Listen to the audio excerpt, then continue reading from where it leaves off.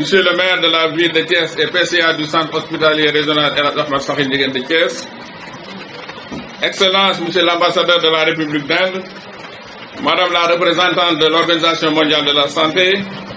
Madame la conseillère spéciale du président de la République, Messieurs les administrateurs du centre hospitalier régional de Thiès, Monsieur le président de l'association Vivant avec un handicap, Messieurs les directeurs généraux, directeurs et chefs de service, Mesdames et Messieurs les membres de la mission indienne, Mesdames et Messieurs les responsables des syndicats, Mesdames et Messieurs les travailleurs de l'hôpital régional de Thiès, distingués invités à vos rangs et grades. C'est pour moi un réel plaisir de m'adresser à ce jour mémorable pour vous souhaiter très cordialement la bienvenue au centre hospitalier régional de Thiès à l'occasion de l'ouverture du camp de pose de prothèses orthopédiques au profit de 500 personnes handicapées financées par le gouvernement indien. Cette cérémonie témoigne encore une fois de la vitalité du partenariat entre la République du Sénégal et l'Inde, qui a déjà enregistré de nombreuses réalisations dans le cadre d'appuis médicaux techniques. Cet événement qui nous réunit contribue à bien des égards au renforcement de cette belle coopération. Nous mesurons à sa juste valeur cet acte hautement humanitaire de la mission indienne qui, en décidant d'organiser ce camp durant 38 jours du 17 mai au 25 juin 2019 et mettra gracieusement à la disposition des personnes à mobilité réduite des prothèses orthopédiques participent à leur épanouissement en leur rendant leur autonomie, leur aptitude physique, j'allais dire, leur dignité humaine. Excellence, Monsieur l'ambassadeur, avec la permission de Monsieur le ministre de la Santé et de l'Action sociale, permettez-moi de vous exprimer toute notre déférente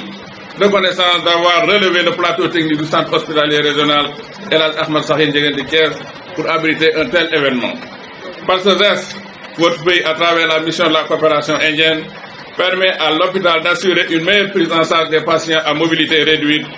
et à faible revenu, qui sont les principaux bénéficiaires en droite ligne des orientations du ministre de la Santé et de l'Action sociale en rapport à l'équité sociale et territoriale. Je ne saurais terminer sans remercier Monsieur le ministre de la Santé et de l'Action sociale et toutes les autorités ici présentes de leur concours à la réussite de cet événement. Mes remerciements vont à l'endroit de l'ensemble du personnel de l'hôpital régional El Hadj Ahmed Sakhir Ndiéguène de Thiès, plus particulièrement au personnel du centre d'appareillage orthopédique et à leurs collègues des autres hôpitaux,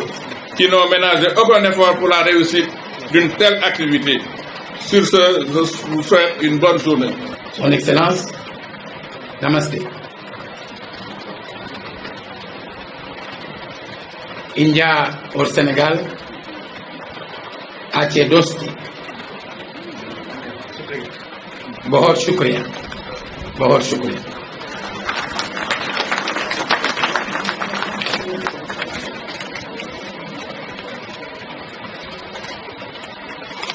mbokk yi li ñu fi dajale lu am solo ndegam le directeur Mané du centre hospitalier régional de Thiès wax na lu am solo te wax ko ci kàllaama tubaab te maa ngi moom ñu bokk liggéey bi fii li mu wax engagé na ma donc du ma jaar ci wàllu tubaab bi ensuite tey àjjuma la ça nous ferait gagner du temps waaye dafa baax ñi nga xam ne monsieur le ministre ñoom la lii di jariñ ñu xam li xew lu mu doon d'abord gërëm la yow ak ambassadeur u Inde bi ci li ngeen wuy si ci suñu woote Kaay Thiès dama leen doon wax ne Kaay Thiès bu ndekk nit ñi Thiès kaay lañu miinoon waaye kaay boobu dëkku Mali la léegi nag ñu ni Kaay Thiès mu am volet diplomatique am volet économique am volet sportif am ci domaine yépp ba ci social tey suñu jàmbaaru ministre de la santé bi ànd ak ambassadeur u Inde di sama réewu xol bi ma nekkee gone ba léegi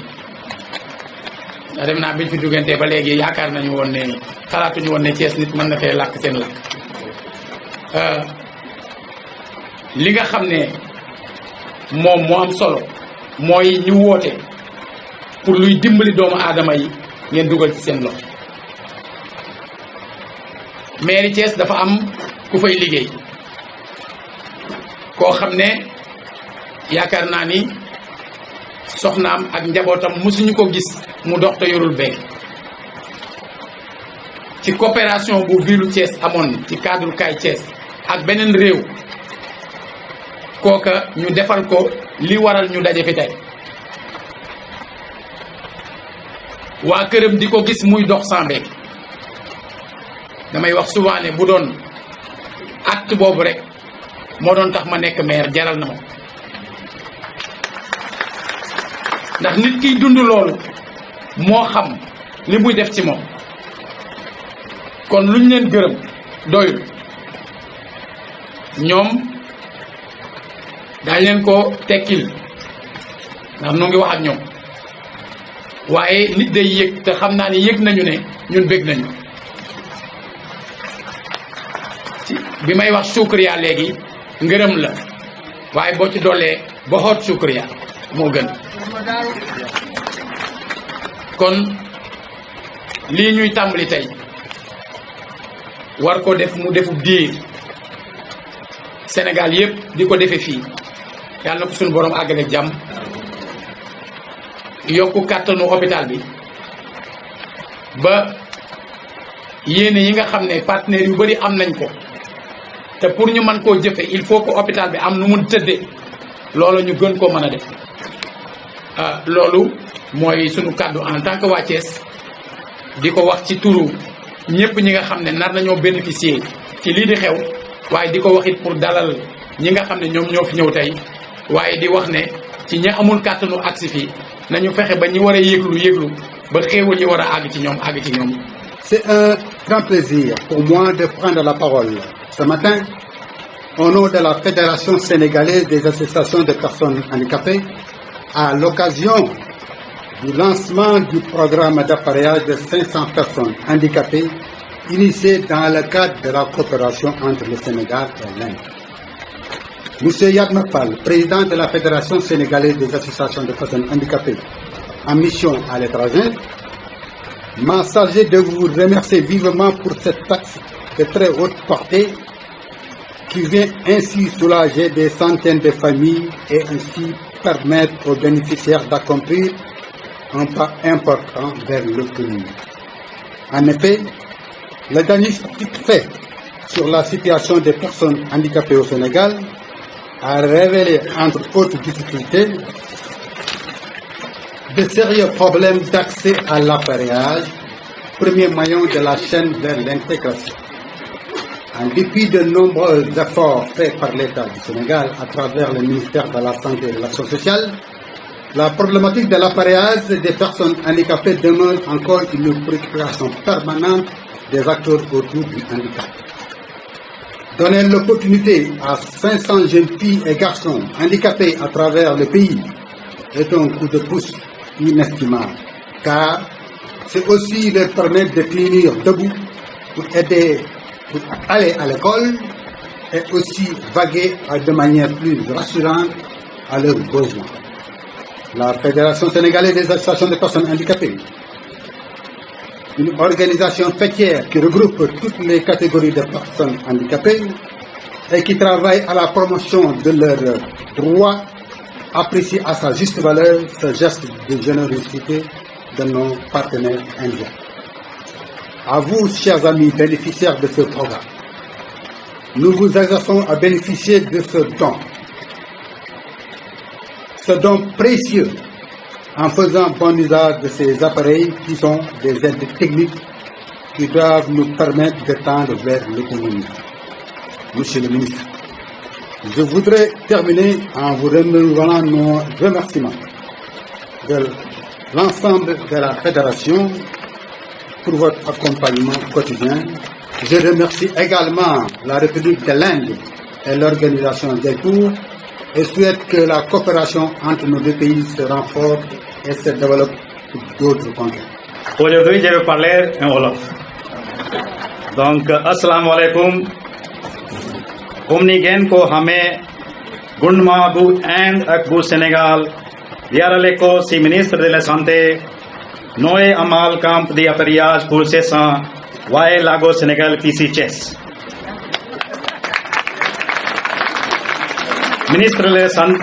Ministère de la Santé bu Sénégal, Tan l'hôpital bu Chess, Girnu Amale Fi Kambi, Tamit Tan Cessan, Wae Lago si Sénégal Gap. Fukfan ak Jurum Niar se Veru me Bi Niar Fukfan ak ne se Veru Juan. Camp Bi Dina Japale Cessan Wae Lago Sidimba Lu Jaipur Foot. Di protest Bu Siv Te Yomb Bu ONG NDND Bhagwan Mahavir Biklang Sahayata Samiti BMVSS Ikipu Jerome Niari Nit Nu Buxi BMVSS Nogi Fisi Chess Gir Lige Bobu Sifuk Fan Ak Jerome Niar Severu Me Amalon Na Dohum Nemeko Fisi Kambi Gise Wan Na Ak Ikip Doktoru L'Hopital Bi Ak Lu Tolo Ak Niar Fuki Wae Lago Tontu Wae Lago Inekon Na Lu Positive Tae Nak Daniu Amal Inauguration Officielle BC Kanamu Ministre BD Abdoulaye Jofsar Gir Hamal Avantage Ju Protest I Dilen Wa Ne Projet B Projet Bu Magla Di contribution Bu Gouvernement Bu and Rawati Premier Ministre Modi Mogi Tolu Si 82 millions de CFA Danaka Dilen Wa Tamit Ne Du Gulet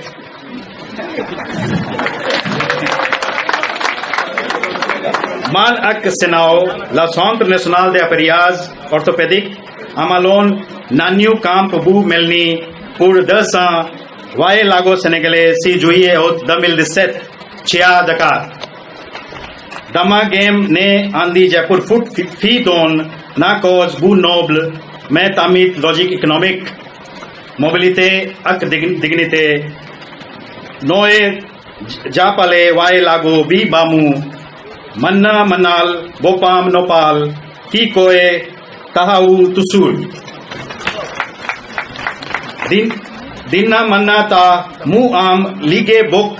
Si Lie Suhal Kumkumbi Bata Nasama Mebet Si Amal Camp EFC Senegal Bohana Si Asurel Wayo Lago Isen Mobilité Ak Sen Dignité Wae Surtu Japale Len Gir Nom Ak Nilen Di Dimbale Nu Am Lige Mana Tahawu Senbok Bu Lolu Vesu Bakna Wa Tutisi BMVSS Ak Jaipur Foot BMVSS Sos Nanuko Si Atum 1975 Comme ONG Boutak Kusi Loi Indienne BMVSS Topatowul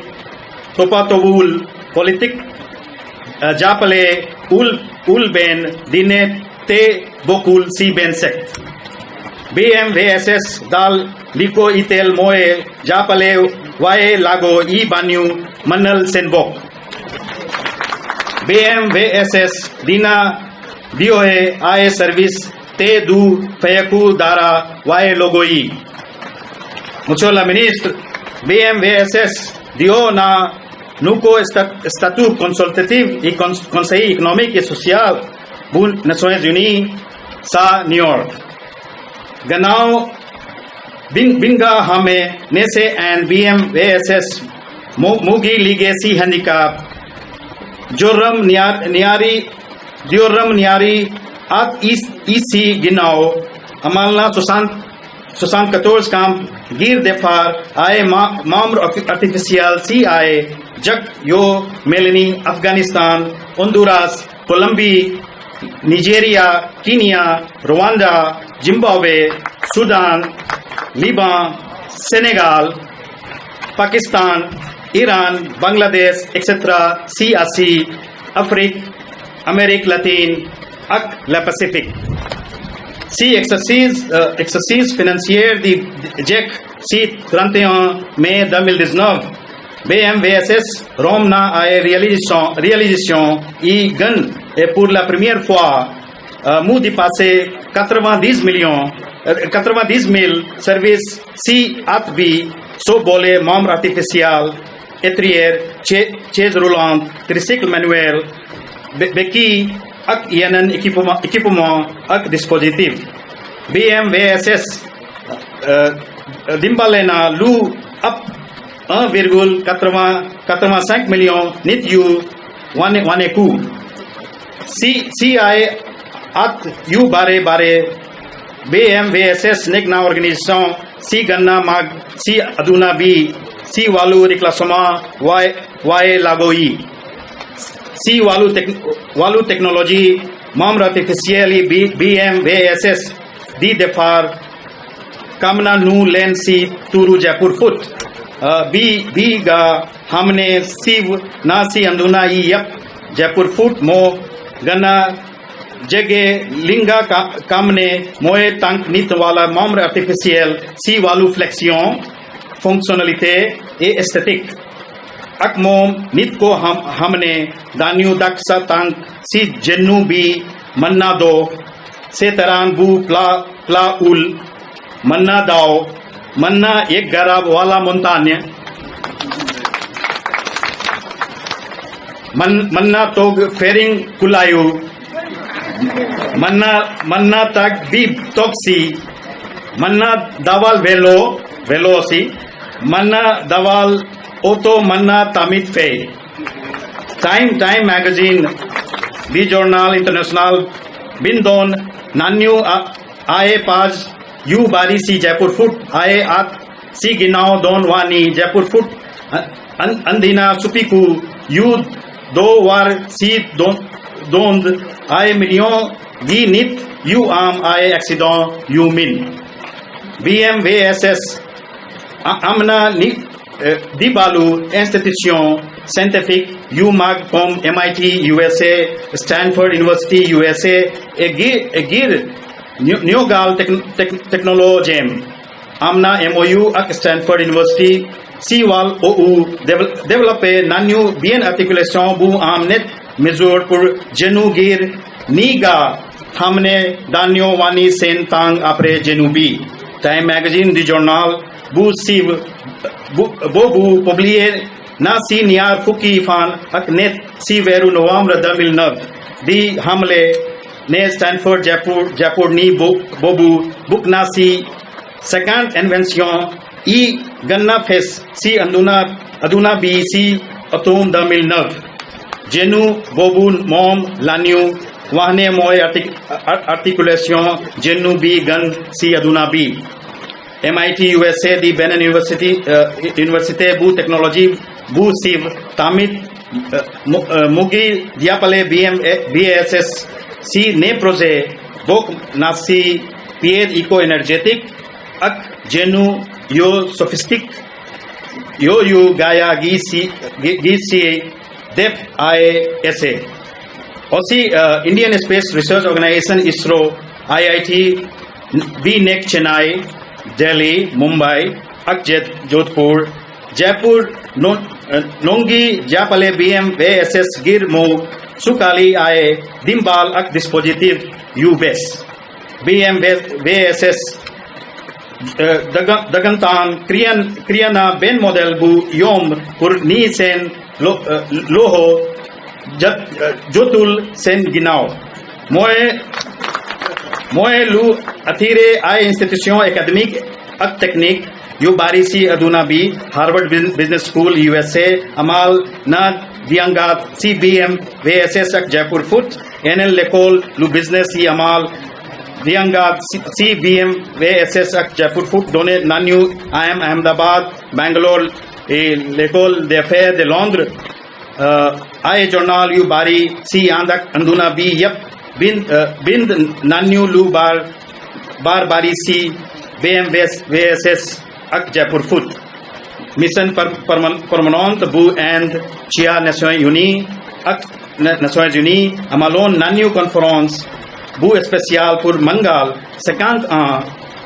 bu Jaipur Foot Chia Sen Kër Kumag Basa New York le 15 mai 2018 ak benn exposition bu Nent fan commencé le 15 mai 2018 biir Mangal 150e anniversaire bu Mahatma Gandhi cette année Madame Sushma Swaraj ministre des Relations extérieures bu Inde amaloon na lancement bu l'Inde pour la humanité si 9 octobre 2018 si biir loolu BMVSS amaloon na lu mu tuuti 12 camps Jaipur Foot pour ay artificiel membre si dëkk yu bari si aduna bi honorable vice-président de l'Inde bu Inde moo inauguré one camp bu jëkk Bisa Malawi le 5 novembre 2018 et maintenant aujourd'hui ici à Thiès. Donc avec ça je vais finir jërëjëf jërëngeen et shukriya. dama ne delloo jukkal bi mooy woon ma wax Inde bu wóor bu ko defee ñu nekk lu am solo mais sama ndijaay taala defal na ma ko mu ne sama ndijaay nag dooy wax sama ndijaay axal la maa ngi koy nuyu bu baax di wax ne donc tey dañoo ñëw si bés bu am solo fekk fii son excellence bi xamante ne tout à l'heure danaa wax taxawaayam mission presque jeex na Sénégal parce que weer wi ñëw lay dem beneen ambassadeur war ñëw remplacer mu nekk koo xamante ne bi mu fi toogee ba léegi pas-pasam dafa nekk lu am solo ba mën naa wax ne duggoon na sax ba dégg langue bi xamante ne ñun ñoo ngi koy wax donc excellence maa ngi lay nuyu di nuyu monsieur le maire Talla Sylla di ko nuyu si taxawaayam pas-pasam ak engagement di nuyu gouverneur bien sûr parce que bu ñu duggee ñun ci région gouverneur moom moo ñuy dalal moom moo ñuy gunge moo ñuy wax fu ñu teg suñu tànk di gunge ñëpp di nuyu ñëpp di jël nuyoo bi nag di ko teg su gouverneur mu jox leen di nuyu particulièrement nag les bàjjenu gox parce que nag ñoom suñuy partenaire lañ suñuy comment dirais-je encore xarit lañ te yaakaar naa ne feex ay weer yu néew di ngeen seetlu ne lu bëri nañ ko jéem a teg ci seen loxo pour ngeen yeggal ñu ko ci population yi à la base am nañ ci mëbët bu am solo danañ organiser benn forum bu mag boo xamante ne bàjjenu gox yi Sénégal yëpp ñoo fay daje bu ko defee ñu wax leen nañ leen di dénk may nuyu bu baax di xamante ne ñoo moom bésu tey bi yéen a ko moom présidence yéen lañ ñu yabal pour que ñu ñëw seet si leen pour lépp lu mu namm rek ci wàllu social ñu mën ko def ak yéen yaakaar naa ne Aïssatou bu toogee fi xamante ne moom mooy conseiller président de la république ci lépp lu jëm ci wàllu handicap bu toogee fii rek jëmmal na bés bi wane na effectivement que président fonk na leen bu baax parce que envoyé na ma man en tant que ministre bi mais wax na conseiller spécial am mu ñëw ànd ci délégation bi kàddu yi nag du bëri camp wu Thiès bi taxawaayam mooy Inde moo ñu jàppale duguleet comme ni ko ambassadeur wax 2017 amoon na benn sax bu amoon 2010 mais bu ren bi taxawaayam ak ampleur am dafa raw parce que 500 prothèses la ñu war a donc équiper ñoo xamante dañ ko soxla mais du ñu dëkk Thiès rek mais ñu dëkk ci 14 régions yi def nañ sélection bi depuis le 15 mai la ñu commencé sélection bi fu nekk dem nañ fa pour que région yépp mën ci gis seen bopp bon tey mën nañu wax ne Thiès mooy capitalu prothèse yi fii la ñëpp daje pour que ñu mën a installer fii ak mois de juin 500 prothèses sénégalais yi utilisé bu ngeen gisee léegi démonstration bi ñu def am na juróom-benn nit ñu jox seen prothèse ngeen gis leen ñu doxal seen bopp loolu lu ko gën a neex amul boo gisee xale bu ndaw bële ñu defal ko prothèse am mu dox ci ay moromam loolu lu ko gën a rafet amul loolu nag le président de la république santé pour que ñu defal ko ñi xamante ne dañuy dund ak handicap président joxe na 50 006 cartes d'égalité des chances mu ne carte d'égalité des chances yooyu nañu fexe ba bëgg mu nekk rek ay carte rek mais carte yi dafa am lu muy jëriñ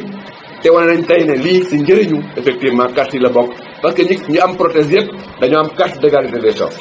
carte d'égalité des chances boobu nag boo ko amee am na loo xamante ne moom la réew mi war a def si yow moo tax prothèse yi bu ñu ko jëlee dañ leen ko jox yéen ñi ko moom du prothèse yi rek la ñuy jël mais dañ jël yeneen paquet de services yoo xamante ne day ànd ak prothèse yi mën a jëmmal carte d'égalité des chances pour bu ngeen ko yéen ngeen xam ne carte bi am na njëriñ si yéen kon maa ngi leen di remercier bu baax di leen wax ne am na beneen mébét le 18 ñi xamante ne ñoom ñooy Inde dañuy ñëw waxtaan ak ñun pour que camp bu mel nii ñu fexe samp ko fi mu sax bu wañ a nekk rek ay camp yoo xamante ne day ñëw rek ñu def benn opération dem ba déwén mais dañuy fexe ba camp bi sax fi ñu transférer ñu technologie bi former suñuy agent bu ko defee ñu mën ko def tous les jours loolu mooy mébét bi xamante ne mooy mébétu président moom la ñu sant ñu étudier ko ak India yi incha allah à partir du 18 juin danañ def réflexion boobu pour que camp bi mën a teew fii te yaakaar naa ne centre bi xamante ne mooy centre de référence bi si gën a jekk yaakaar naa ne mooy centre sama xarit Talla mooy Thiès incha allah